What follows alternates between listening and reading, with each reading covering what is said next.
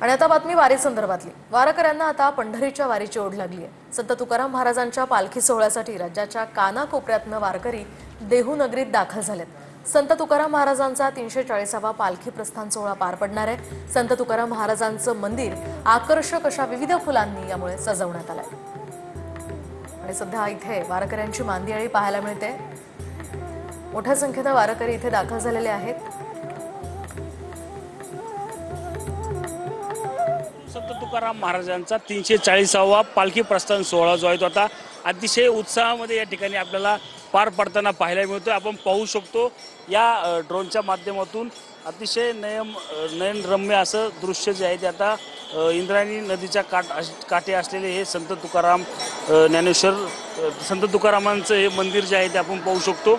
आकर्षक अशी फुलांची सजावट देखील या ड्रोनच्या माध्यमातून जे आहे ते आपल्याला पाहायला मिळते। असंख्य दिंड्या ज्या आहेत त्या आता याच तुकोबारायांच्या मंदिरामध्ये जे आहे त्या हळूहळू प्रदक्षिणा घालत असताना आपल्याला एकूणच पाहायला मिळत आहे।